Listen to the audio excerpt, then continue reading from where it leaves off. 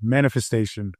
You may even ask, what makes me an authority in manifestation? Well, I would say the question is, what makes you an authority in manifestation? Meaning, you are an authority. You are a master of manifestation. The issue is you don't really take stock or ownership of this fact, this very nature of who you are. Now, I was asked to, I guess, demonstrate what it is that I have manifested in my life. Now, I did not really plan out or script this, and I never really do script my videos, but I'm going to just kind of briefly go through some of the things that I've accomplished, some of the things that I materialized, and what exactly makes me somewhat of somebody that can give you advice or support you in you materializing what it is that you desire. You see? So let's just think about manifestation for a minute and really take into account how you as a, let's see, person, right? Or really an entity of pure consciousness. Okay. I got some nice big markers today. I'm really excited about them. These are cool. Going to take some getting used to as far as holding them because I'm so used to these small ones. So, as a being of pure consciousness, what does that mean? Well, consciousness really means awareness.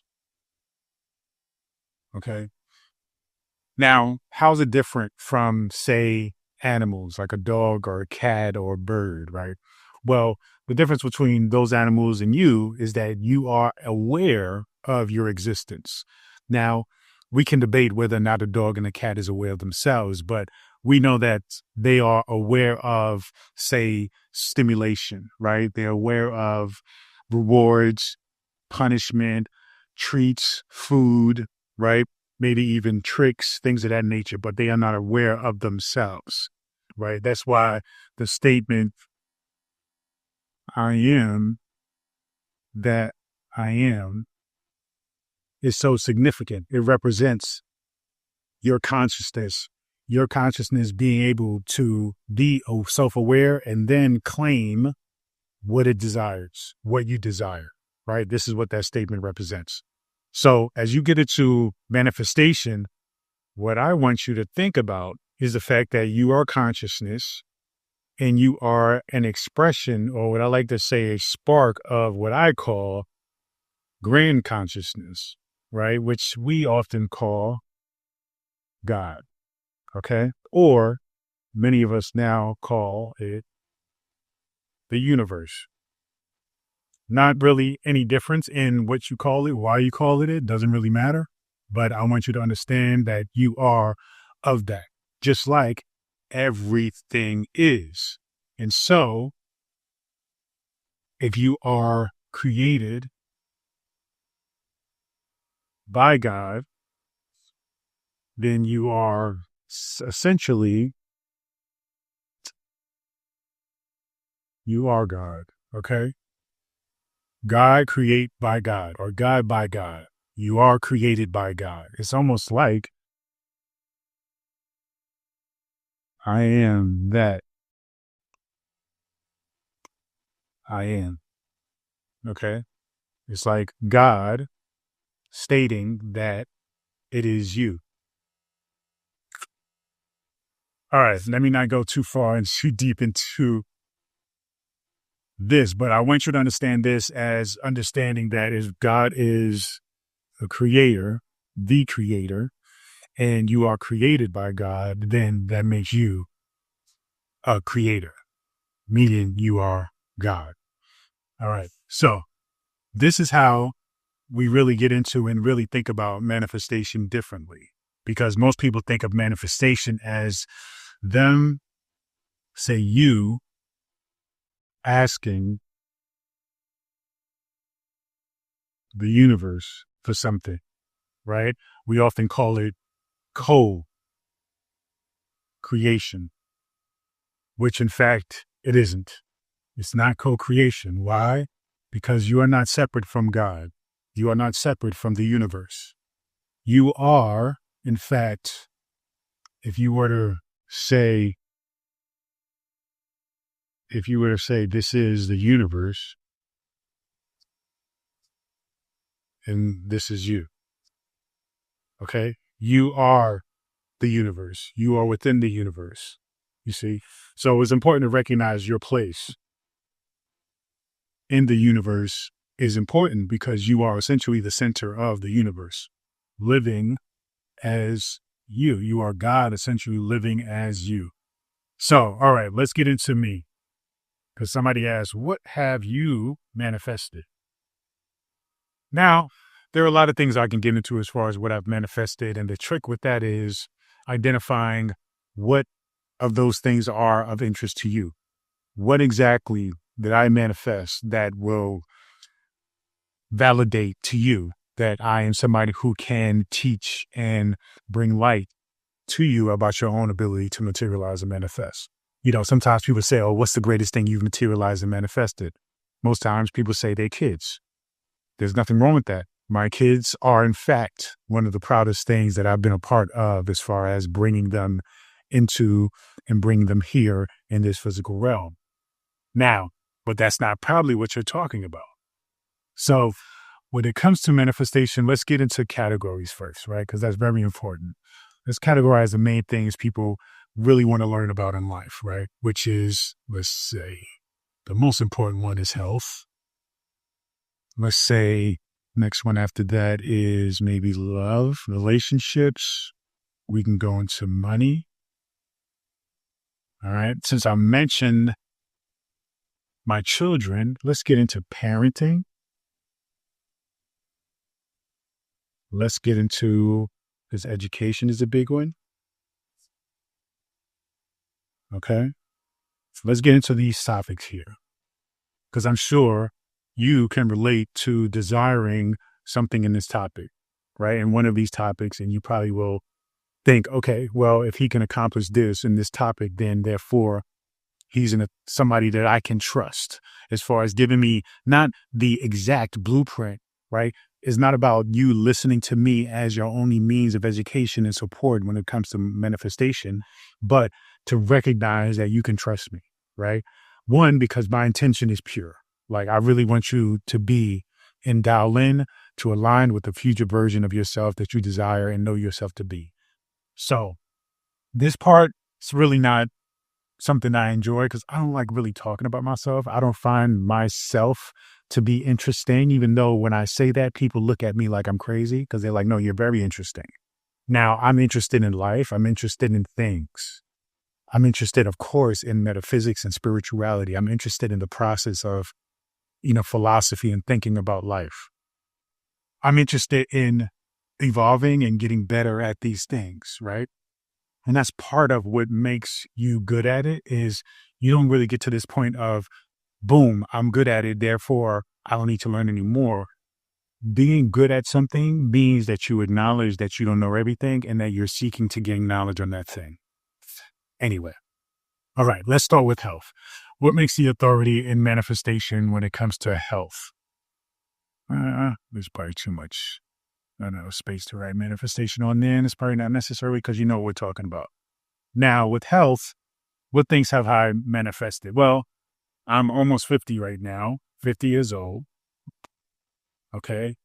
No issues, no crazy diagnosis, no hypertension, no diabetes, no surgeries except for a vasectomy, right? Which was a voluntary surgery. So no major surgeries because of health issues. I always get my checkup every year, lab work done, no issues. Okay. So that's a basic baseline of health. We should all be at that space. But how I take it further is, let's see, I am actively vegan. Okay. I've been vegan for 10 years. Been vegetarian for, about 30 years. So let's say 20 years. Okay. So I went from veggie for 20 years, had my moments, went back and forth a little bit, but I still count the whole 20 years. And then additional to the 20 years, the last 10 years, I've been vegan. Let's see. very much into health. I was a CrossFit coach for a couple of years, let's say 2 years.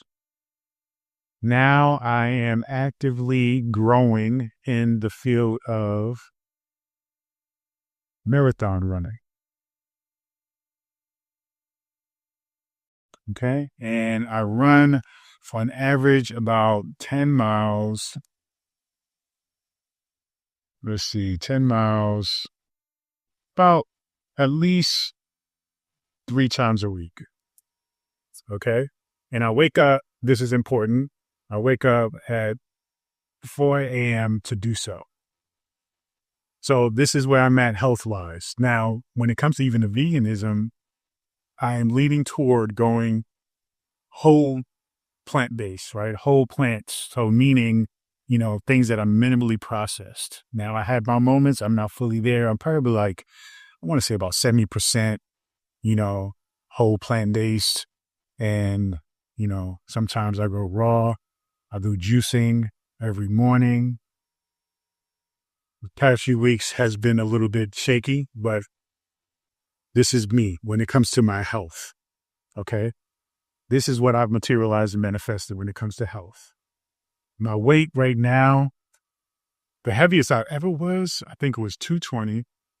That was when I was really out of shape. Just had my son. I was full-time dad, living in Florida, and I was just focused on him. I was about 220. It dawned on me, I'm getting out of shape. That's not who I am. I'm not having it. That's when I got into CrossFit. That's when I got into transitioning from vegetarian to veganism. All right. Now with the running, I'm about 180. Okay. So 180 pounds right now currently. This is me when it comes to my health. All right. This is what I materialized. I ran one full marathon, and how many halves have I run? I think three half marathons, and I'm going to run a half marathon in 2 weeks exactly. Then I'm going to run another full marathon in the beginning of the year of 2026. Okay. So fitness, big deal. Health, huge deal. Okay. I think that this is great accomplishments for health, for overall fitness in general. Okay. Especially at the age of 50. Now I'm going to have to erase this so that way I can write in the next topic, which is love. Now, love is an interesting one, and it's interesting for all of us.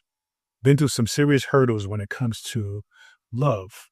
Now, full confession, I've been married I like to say 2.5 times. Why? Because one of those marriages wasn't official. We didn't get a license. We had like a little ceremony. We kept it real quiet, and that was it, right? And in that marriage, I had my son, who is now 13. And then I also have a 25-year-old. Okay. So we don't leave that for parenting down here. Marriage, 2.5 marriages. Now, my relationships, I can't say were the most traumatizing, the most horrible, the most toxic. There were some toxic encounters and situations. And, I'm somebody that I'm not one to push through and deal with negativity and issues with people for a long time. I'm quick to recognize, okay, this is not a good fit. It's not a good connection relationship.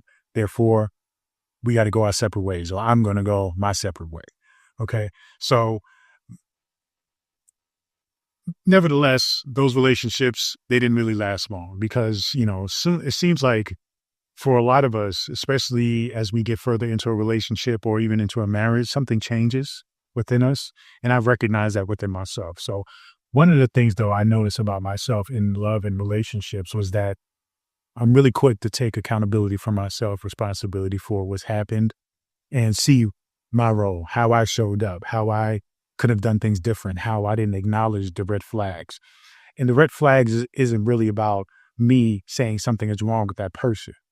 It's really me not recognizing that that person has something that they're dealing with, just like we all do. And I'm not the appropriate person. I'm not the compatible person for them as far as dealing with that as a partner. You see, because sometimes you have, we often talk about toxic relationships and toxic traits. And, nowadays, narcissism is the big thing. I just knew, especially in retrospect, after dealing with certain things in relationships, that, okay, that was me. I could have done something different there. And so one good thing about all of my relationships that I was able to recognize is my ability to, just be aware. All right. Be aware of how I showed up in those relationships and how I didn't honor myself and honor the other person by recognizing we're not a compatible fit. Yeah. I like you. I love you. You like me. You love me. But that doesn't mean we're supposed to be together. Okay. So that's really a big lesson that I've learned in my relationships. Now, here's where I am now. So, side note, none of my relationships have gone beyond 2 years. Okay. And some people would have called me and would call me a serial monogamous. I love being in a relationship, but I found that as soon as one relationship was over, there wasn't much time before I got into another one, or at least started engaging and talking to somebody else. So, but 2 years was usually the breaking point where the relationship would end, right? Or change in some way. I noticed that pattern, I noticed that pattern later on in my years about this 2-year thing. So anyway, I got to a point where I had to really say to myself, you know what, something's got to change. And I knew it was all on me. Nobody else is responsible for me and my relationships, even the other people involved in those relationships with me. I'm the common denominator, right? I'm the one that is having these relationships and seeing, and I have to recognize these patterns. So it's important to recognize your patterns in your relationships always. It's never about, oh, guys are like this or women are like this. You are attracting guys like this, women like this, and you have to recognize that. When you recognize it's you that are pulling those people to you for some reason, you have to look at that. Okay. So eventually I got to a point of recognition as to my pattern. Okay. And then I started to just gain clarity based on what I knew I didn't want. Right. So I know in manifestation, we don't focus on what we don't want. But that's the great thing about relationships is that you get into these relationships with people. It is an opportunity to recognize where you're not compatible or what things or what traits, characteristics, personalities that don't align with what it is you desire in a connection with somebody like that. So you have to recognize what you don't want in order to gain clarity about what you do want. And so one of the things I used to laugh about whenever I was dating and going into dating sites is recognizing people's language when they write and they say their profile. If a person is constantly writing in a statement of I don't want this, I don't want drama, I don't want this, I don't want that, I don't want this. If you don't have this, basically they're creating what they don't want because they just come off as somebody who's dramatic and full of drama. So if you have a dating profile out there, do not write a profile based on what you don't want. Write a profile, focus on what you do want, and make sure that that person shows up like that, and make sure, more importantly, that you show up like that you show up in a way that aligns with who you want to be. All right. Your future self. Show up as who you want to be, and you will attract somebody who matches that same frequency. So I got clear about what I want. Then, remember, I told you my health journey is me being vegan. Veganism is a big part of who I am because it just sets a tone for a certain frequency of peace, of love, of harmony, of respect with other creatures, other beings, other animals, with the environment, with myself. Okay. Because veganism isn't just about the animals or the environment. It's really a spiritual relationship that I have and I cultivate within my own body to be a vessel, right? To channel. And eating dead animals or eating traumatized animals or beings doesn't support that. It doesn't allow for the channeling of positivity and love, right? So veganism was something that I knew was important for me. And so I had to date somebody who was vegan. And many times most people aren't. And so I had to recognize that I should not accept anything other than what is valuable to me. So I had to honor like my values. Okay. And I had to find somebody who honored that as well instead of compromising. So you never want to compromise. And I know a lot of people talk about relationship is compromise. One of my favorite videos is a video of Eartha Kitt where the guy's like, well, what about a man comes into your life? Don't you want to compromise? She laughs in his face. For what? Compromise for what? A man comes in my life and I have to compromise? One of my favorite videos. It gives me chills to this day. Compromise? Absolutely not. You want to be who you are, 100%. And you want to be with somebody who recognizes who you are 100%. You want to be with somebody who you respect and recognize 100%. No compromising who you are just to be with each other. That's a problem. So I set a standard for myself not to compromise my major values, like me being vegan, me being, spiritually connected, consciously connected, mindful about what it is that I'm doing, being, showing up. And so I said, hey, you know what? These are my standards. Boom, boom, boom, boom. And once I got absolutely clear about that, then I attracted a beautiful, amazing woman into my life who matched everything. Okay. And it has been almost, we're coming on 40 years. Okay. In a couple of weeks. So I broke through my pattern. Okay. And there has only been one hiccup in our relationship, one major issue, no major arguments, right? No fights, no problems. But we had one hiccup in our relationship where I was kind of going through a moment of, okay, where am I right now? And that created some sense of like, all right, so what are we doing? And then me recognizing, nah, if I'm going to do life, I want to do it with you. It was one of those situations. So now we're into 4 years and it felt like nothing. Okay. Feels amazing. Still feels new. We're still vibing with each other. We're still connecting. We're still growing. We still have so much further to go in our bond. So relationships, got that. Okay. Now, whether or not we'll get married or not, we're not really that interested. We talk about it sometimes, but there are other things to do besides marriage, right? She has been married herself. So we're kind of like, but the most important thing is I've broken through and really changed my pattern. You know what I mean? And that allowed me to attract somebody who meets me exactly.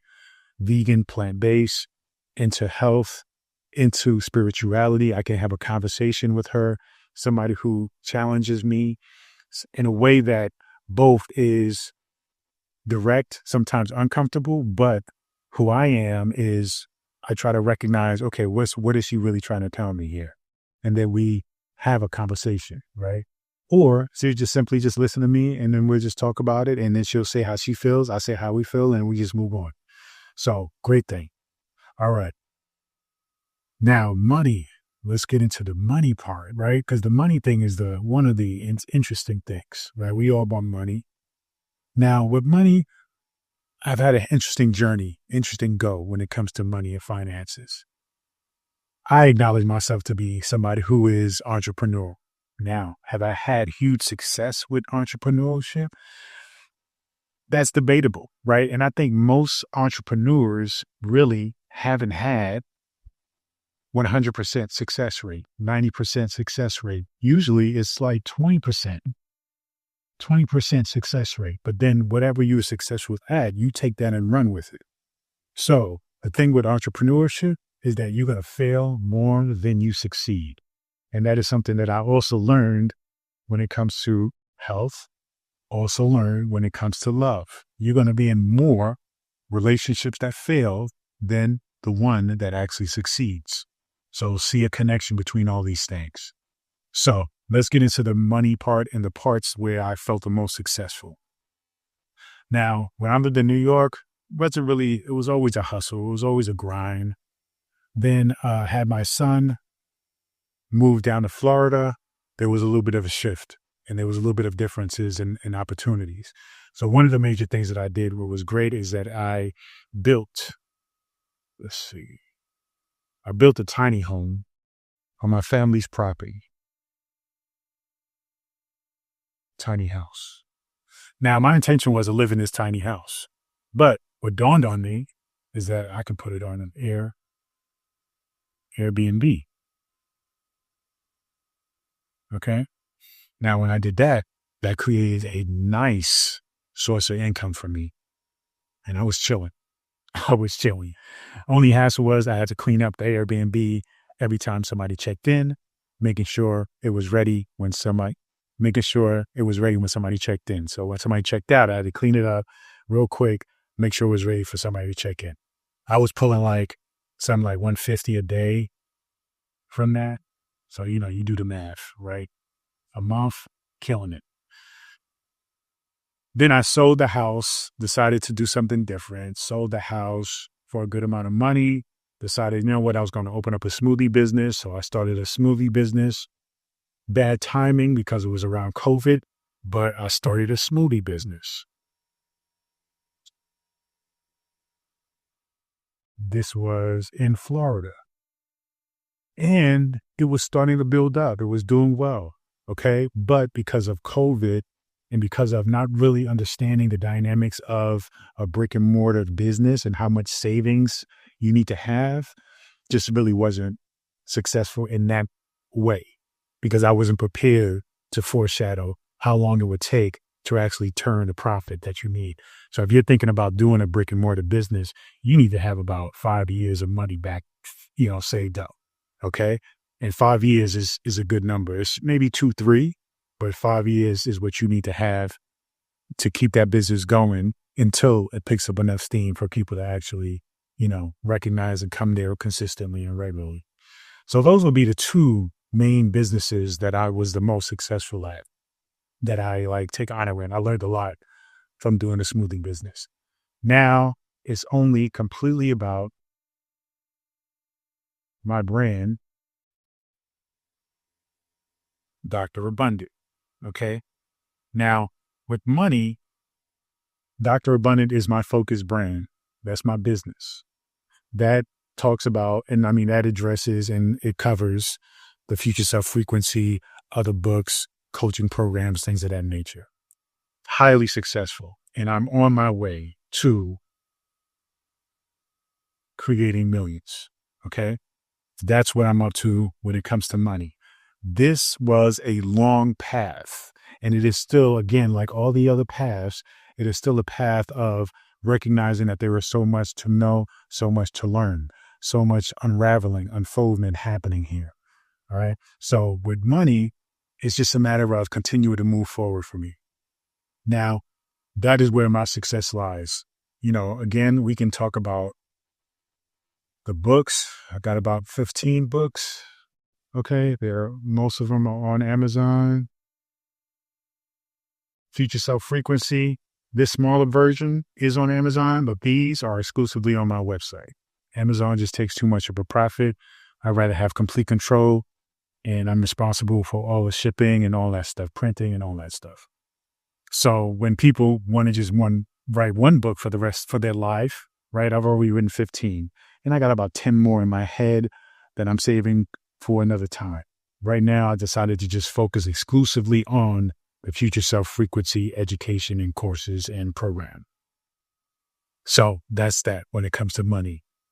Now, let's get into parenting, one of my favorite topics. I love being a parent. I know you're probably like, if you love being a parent, why'd you get a vasectomy?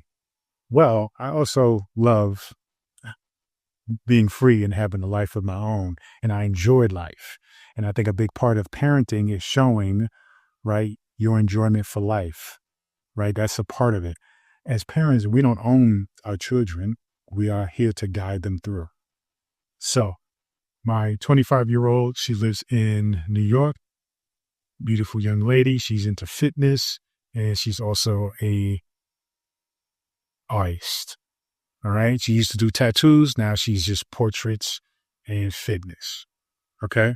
Great relationship. We talk to each other often. Now, my 13-year-old son, he lives with me. Okay.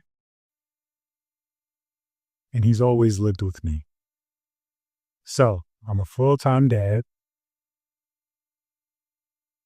and I absolutely love it.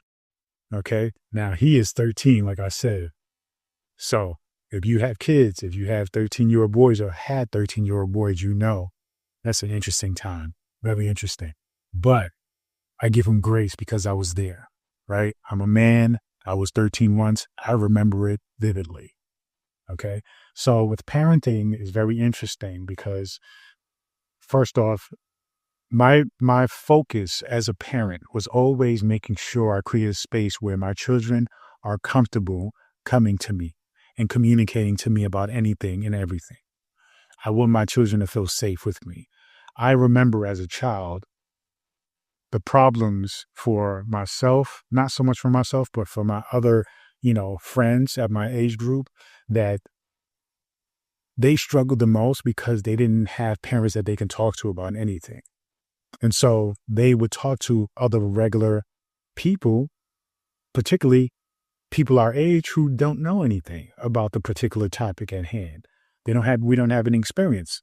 So I made sure that both my 13-year-old and my 25-year-old were able to communicate and talk to me. That's the most important thing. Now, as a parent, you're going to have your concerns, you're going to have your fears, you're going to have your, you want to protect them. The best and only way to protect them is to make sure that they can come to you about anything. So you have to be mindful about how you respond to what they're telling you. Because if they feel unsafe, meaning that they can't tell you everything, and that you're going to yell at them or be pissed off at them or punish them, they're not going to tell you anything. And that means that they're going to take a route of figuring it out some other way.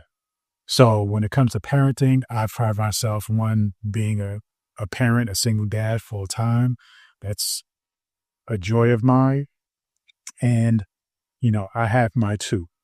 I have my daughter, I have my son, I'm good, And even with my son, it's like, all right, son, when we get 18, we still gonna be together, we're gonna rock together, but you're gonna be an adult. You're gonna be a grown man, right? So let's get that going. Let's get that ready. So when it comes to parenting, that's me. I think it's a great thing. Okay. Now, education. Now, got a few degrees. I did go to traditional college. That didn't work out too well. I actually flunked out of traditional college. Then I actually learned a few things. I went to hair school, right? I learned how to cut hair. Got a degree as a massage therapist, right? That was interesting. Went to school for acupuncture, but didn't finish. I was drawn to spirituality. So then I went to an online program for metaphysical science. All right.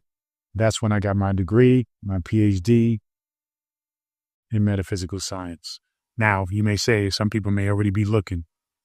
I've never heard of a PhD for metaphysical science. Well, it's not an accredited school. The thing is, what does accredited mean? So some people think accredited means that it is valid, right? Accredited only means that I can take the credits from that program and transfer it over into another school, that I can take those credits with me to another school. No interest in doing that because, one, there are no metaphysical schools. Yale, Howard, Harvard, all these other schools, there's no, accredited schools that teach metaphysical science, and spirituality. So I had to find a school that does that. And once you find a school that does that, you just simply keep going to the school until you finish the program. I had to write my thesis and dissertation, right? Which was absolutely the hardest part. That was hard as hell, but it got done and I got my degree. I'm also through this program, I actually became an ordained minister of metaphysical sciences. I can marry people, start my own church, but I just wanted to write books and teach. Okay. Right now, anyway. So these are all the things that I materialize and manifested. Okay. And I mentioned some things that I will manifest, like with health. I'm going to get into more running, maybe even ultra marathons. Okay, that's like 100 miles plus. With love and relationships, me and my goddess, we're talking about just traveling the world together. Okay, live in different places, money. I'm on my way, creating millions, right? Parenting, continue to parent like I do. Eventually, maybe have grandparents if my children decide to do that. Education, it'll just be me continuing to teach the best way I possibly can. And so this is what I materialize. This is what I manifest. Okay. This is how I live my life. These are the things that are important to me. This essentially is a snapshot of me, my life, and the trajectory of who I am. So it represents past, present, and future, and that's what I talk about with the future self frequency, recognizing the importance of alignment, looking at what you've materialized already, right? Looking at where you're at right now with those things, and then being in a place where how you're being now aligns with what you desire for yourself in the future. That's what I teach in the future self frequency. That's why I invite you every time to buy the book, to get the journal, so that way you can learn how to recognize your already gifted power of creation and manifestation and direct that. How you can learn to recognize you are not just some linear being, right, who only functions in a straight line, but in fact are omnipresent, right? You are beyond space and time. And with that, when you understand that, I teach you that in the future self frequency, then you recognize you can connect with that future version of yourself and be that version now. You see? So that is my story.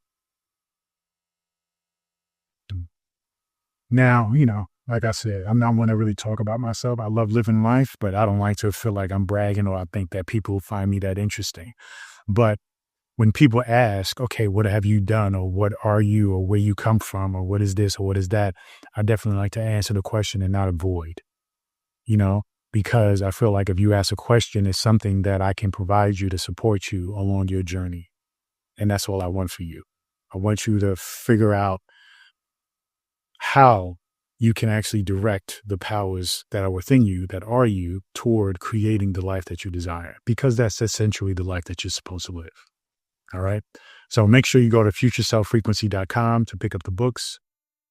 If you want, you can go to drabundant.com. That is my newsletter where you can get daily blog posts about things and ideas and, writings about the videos that I make, and also ideas about how you can tap into your future self and align with that version of you that has it all. Thank you. Peace and abundance always.